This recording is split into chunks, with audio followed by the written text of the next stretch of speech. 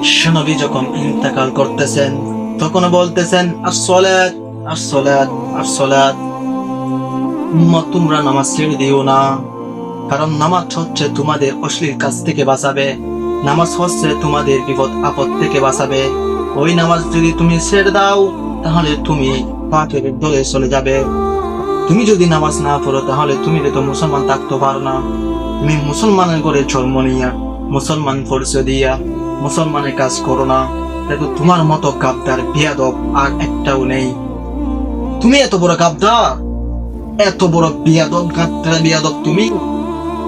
যে আল্লাহ তোমাকে বানাইছে, যেটার জন্য তোমাকে ফাটাইছে, সেটা না করে তুমি কি করতেছো? আল্লাহ তো কোরআনে কারিমে বলতেছেন, আমি জিন ও মানুষকে সৃষ্টি করেছি শুধুমাত্র আমার ইবাদতের জন্য। তুমি এখানে কি করতেছো?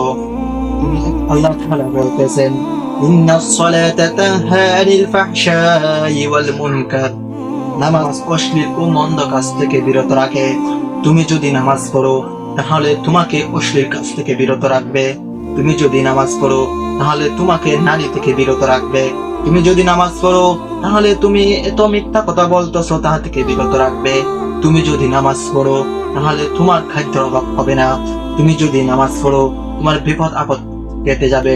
তুমি যদি নামাজ পড়ো তুমি যেগুলো অশ্লীল কাজ করতেছো সেগুলো তোকে বিরত রাখবে, কারণ আল্লাহ তাআলা বলতেছেন নামাজ অশ্লীল ও মন্দ কাজ থেকে বিরত রাখে। তুমি যে একটাও নামাজ পড়ো না, তুমি তো একটাও সিজদা যাও না যুবক। তোমাকে যে বানাইছে তাকে ভুলে গেছো, তোমাকে যে চলাই তাকে ভুলে গেছো, তোমাকে পৃথিবীতে যে ফাটাইছে তাকে ভুলে গেছো। তুমি না বলতে তোমাকে সৃষ্টি করেছেন, তুমি না বলতে তোমাকে এত সুন্দর রূপ দিয়েছেন, তুমি না বলতে তোমাকে কথা বলার শক্তি দিয়েছেন, তুমি না বলতে তোমাকে প্রত্যেক দিন খাবার দেয়। ওই আল্লাহকে ভুলে গেছো, ওই আল্লাহকে ভুলে গেছো। তোমার মতো বেয়াদব, কাঠখারা বেয়াদব পৃথিবীতে একটাও নেই যুবক। তুমি চাইলে এখন সবকিছু করতে পারো, তুমি চাইলে নারী পিছনে ছুটতে পারো, তুমি চাইলে অনেক কিছু করতে পারো, কিন্তু তোমাকে যে বানাইছে, যে শক্তি দিয়েছে, যেগুলো তুমি করতেছো এই শক্তি দিয়েছে তাকে বলে গেছো। যে তোমাকে এত বড় করতেছে তাকে বলে গেছো। যে তোমাকে দুনিয়া পাঠাইছে তাকে বলে গেছো।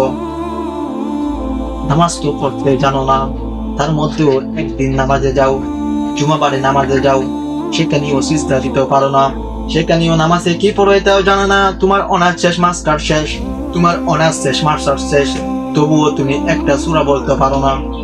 যে সূরা প্রত্যেক রাকাতে বলতে হয়, সূরা প্রত্যেক রাকাতে বলতে হয়, সেই আলহামদুলিল্লাহ সূরাটা তুমি আজও পর্যন্ত শুদ্ধ করে বলতে পারো না।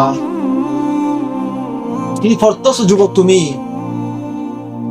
কি পড়তেছো? কি ইংলিশ, কি ম্যাথ, কি বাংলা পড়তেছো? তোমাকে যেটার জন্য পাঠানো হয়েছে সেটা না করে তার সাথে বেমানি করতেছো, আল্লাহর সাথে বেমানি করতেছো। তোমাকে তো একদিন দেখা করতে হবে, তার সাথে একদিন তোমাকে সাক্ষাৎ করতে হবে, মাসবি তোমাকে সাক্ষাৎ করতে হবে।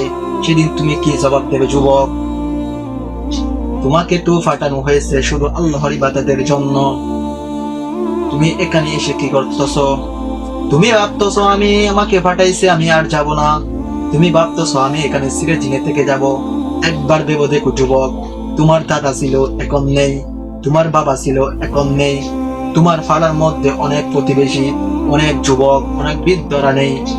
তোমাকে ভাবতে হবে আগের যুগে যে রাজা ছিল সেও নেই, তুমি ছোট থাকতে যে এমপি ছিল সে নেই। তারা কোথায় গেছে একটু খোঁজ নিয়ে দেখো, একটি খোঁজ নিয়ে দেখো। তাদের এত সম্পদ, এত টাকা পয়সা, এতগুলো রেখে কোথায় গিয়েছে, কোথায় হারিয়ে গিয়েছে একটি খোঁজ নাও। তুমি ভাবো আমার তো দাদা ছিল, আমার তো নানা ছিল, আমার নানিয়ে ছিল, আমার দাদি ছিল, ওরা কোথায়? আমার চাচা ছিল, আমার ফুফু ছিল, ওরা কোথায়? একটু খোঁজ নিয়ে দেখো। যাদের এত সম্পত্তি, এত টাকা পয়সা, এত মাল সামানা, এগুলো রেখে ওরা কোথায় গিয়েছে, কোথায় হারিয়ে গেছে ওরা যুবক? একটু খোঁজ নিয়ে দেখো। ওরা যদি কবরে যাও তাহলে কি করবে একটু ভেবে দেখো যুবক। তুমি ভাবতেছো আমি কবরে জীবনে যাব না, আমি দুনিয়াতে থাকবো, দুনিয়াতে আছি আমি একা, থাকবো একা, আমি দুনিয়াতে সারা জীবন কেটে যাবে। ভেবে দেখো যুবক, তুমি যদি সত্যিকারের মুসলমানের ছেলে হয়ে থাকো, তোমার যদি সত্যিকারের নরাজ থেকে থাকে, তুমি একবার ভেবো, আমার দাদা ছিল, তো আমার মামা ছিল, আমার শ্বশুর ছিল, আমার অনেক আত্মীয় প্রতিবেশী ছিল, ওগুলো কোথায়? তাদের সম্পত্তি টাকা পয়সা রেখে তারা কোথায় গিয়েছে? একদিন তোমাকে আল্লাহর সাথে সাক্ষাৎ করতে হবে, একদিন তোমাকে আল্লাহর সাথে সাক্ষাৎ করতে হবে। এটা কখনো বলবে না, এটা কখনো মিথ্যা হতে পারে না, মিথ্যা প্রমাণ করতে পারে নাই, সামনে পারবে না ইনশাআল্লাহ। তোমাকে তো একদিন কবরের সাথে যোগাযোগ করতে হবে, আল্লাহর সামনে যেতে হবে, ফুলসিরাত পার হতে হবে, তোমাকে তো কিয়ামতে একদিন জানাতে হবে। তুমি কি এগুলোকে অ্যাভয়েড করতেছো, নাকি জেনে না জানার বান করতেছো? তুমি তো প্রত্যেক দিন বয়ান শুনো, প্রত্যেক দিন আলোচনা শুনো, তবুও কেন এত অ্যাভয়েড করতেছো? কিসের কারণে তুমি অ্যাভয়েড করতেছো? তোমার এমন কি আছে তুমি অ্যাভয়েড করতেছো? তুমি যুবক জানো না, তুমি যুবক জানো না, তুমি হয়তো আজকে এখানে বাহাদুরি করতেছো, তুমি ওইখানে যেতে না যেতে তোমার তো আজরাইল আসতে পারে।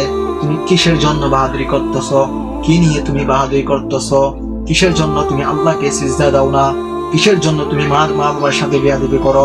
কিসের জন্য অন্যর সম্পদ লুটিয়ে খাও? কিসের জন্য ঘুষ খাও? কি বুঝে তুমি আল্লাহকে সিজদা দাও না? কি এমন দুনিয়া পেয়ে গেছো যার জন্য তোমাকে সিজদা দিতে হয় না? এমন কি দুনিয়ায় পেয়ে গেছো যুবক যার জন্য আল্লাহকে বাদ করতেছো? এমন কি দুনিয়া পেয়ে গেছো তুমি বলতেছো আমার আল্লাহকে লাগবে না? কি দুনিয়া পেয়ে গেছো তুমি আল্লাহকে ছেড়ে দিচ্ছ? আমরা যদি জিন ইনসান মিলে সমস্ত মাহবুব আর সমস্ত আল্লাহর সৃষ্টি যদি একত্র হয়ে যদি আল্লাহর ইবাদত করে, তাহলে আল্লাহর ইনসি পরিমাণ কিছু হবে না। আবার তোমরা যদি সমস্ত আল্লাহর সৃষ্টি যদি তোমরা একত্র হয়ে যাও, একত্র হয়ে যদি তোমরা যদি ঘৃণা করো, তোমরা যদি খারাপ কাজ করো, তাহলে একটু ইনসি পরিমাণ কিছু হবে না।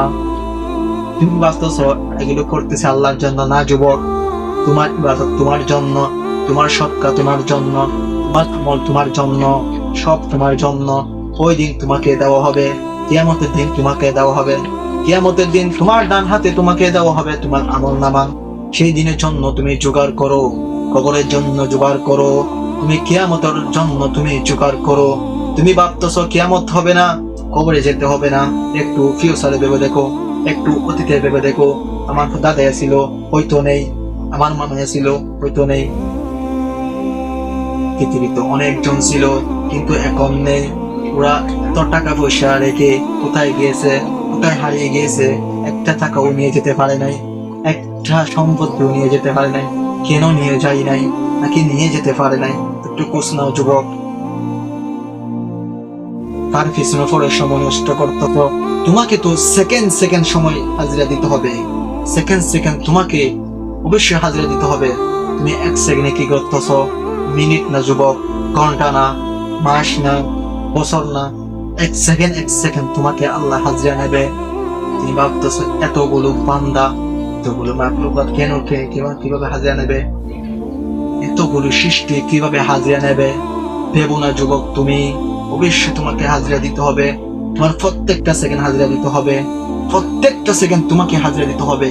আল্লাহর সাথে তোমাকে দেখা করতে হবে, সাক্ষাৎ হবে আল্লাহর সাথে, এটা বিশ্বাস করো। কিয়ামত একদিন হবে, এটা বিশ্বাস করো। তোমাকে তোমার আমল নামা ডান হাতে দেওয়া হবে, এটা বিশ্বাস করো। তোমার হাজিরা তোমাকে দিতে হবে, এটা বিশ্বাস করো। তোমাকে কেউ সাহায্য করতে পারবে না, তোমার মা বাবা সাহায্য করতে পারবে না, তোমার স্ত্রী সাহায্য করতে পারবে না। যে ছেলের জন্য, ছেলে মেয়ের জন্য, যে মেয়ের জন্য, যে স্ত্রীর জন্য তুমি নামাজ না করে রোজগার করতেছ, সে মেয়ে, সে বাবা, সে স্ত্রী তোমাকে সাহায্য করবে না। তোমার হাজিরা তোমাকে দিতে হবে। আবার এক সেকেন্ড করে, সেকেন্ড করে তোমাকে হাজিরা দিতে হবে। কার সাথে এত মাতলামি করতেছো যুবক?